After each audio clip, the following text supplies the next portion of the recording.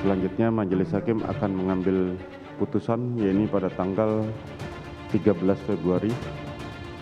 Pada terdakwa diperintahkan untuk kembali ke dalam tahanan. Sidang perkara nomor 796 PIT B 2022 atas nama terdakwa Ferdi Sambo dinyatakan ditutup.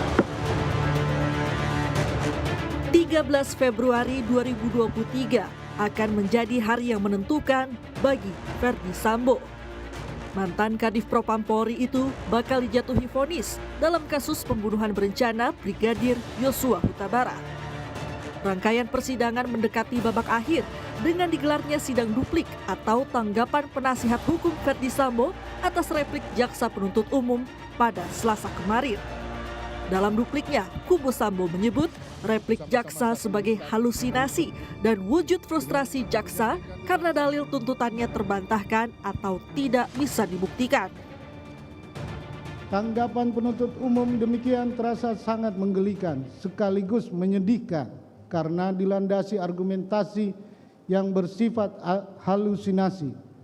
Namun, tim penasihat hukum mencoba memahami bahwa replik tersebut tampaknya lahir semata-mata dari rasa frustasi penuntut umum.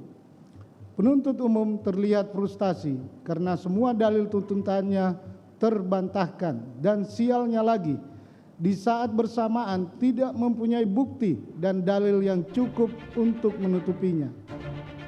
Tak hanya itu, kuasa hukum Ferdi Sambo juga bilang jaksa hanya bersandar pada kesaksian Richard Eliezer sebagai bukti persidangan untuk mendakwa Sambo tanpa didukung alat bukti atau kesaksian lain. Dalil kedua penuntut umum ini merupakan dalil yang runtuh dengan sendirinya. Sebab pertama, di saat yang bersamaan penuntut umum semata-mata hanya menggunakan keterangan saksi Richard Eliezer Pudiang Lumiu yang berdiri sendiri dan melanggar ketentuan pasal 185 KUHP.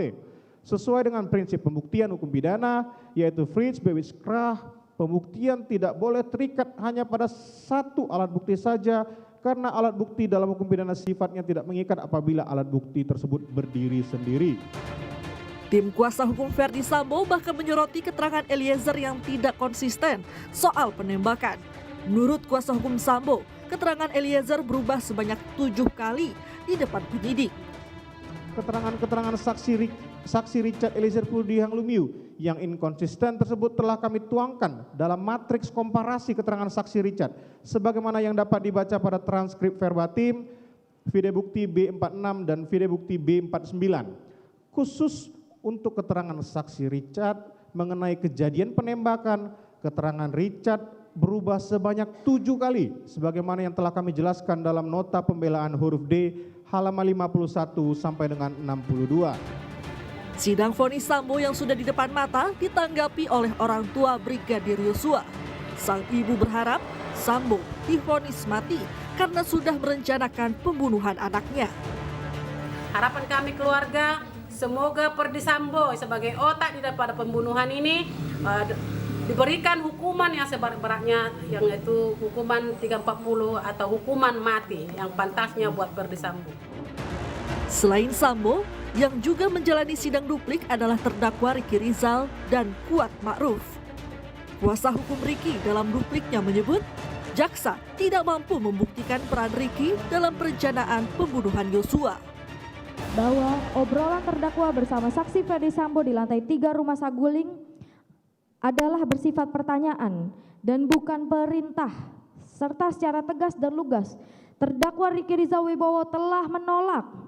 Adapun kalimat tersebut bermuatan mengenai mengamankan dan backup saksi Ferdi Sambo serta untuk menembak korban Nofriansah Yosua Huta Barat jika korban melawan. Tanpa dijelaskan oleh Ferdi Sambo perbuatan dimaksud akan dilakukan kapan dan di mana. Keterangan terdakwa mana telah bersesuaian pula dengan keterangan saksi Ferdi Sambo yang pada pokoknya telah menerangkan adanya penolakan yang dilakukan oleh terdakwa Ricky Rizal Wibowo.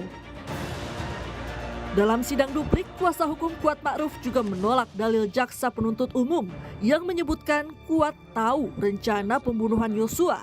Mereka menyebut tuduhan jaksa itu hanya hayalan semata.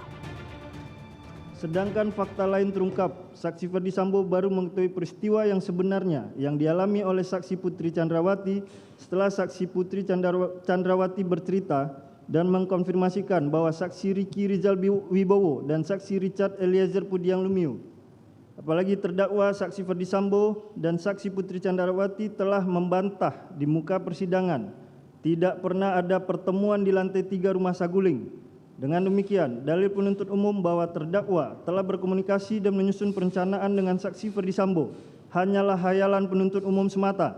Oleh karenanya, mohon Yang Mulia Majelis Hakim menolak dalil tersebut.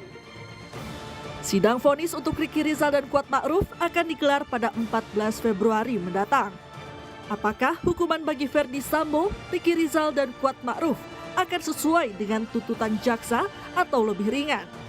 Semua akan terjawab di sidang vonis nanti. Tim Liputan Kompas TV.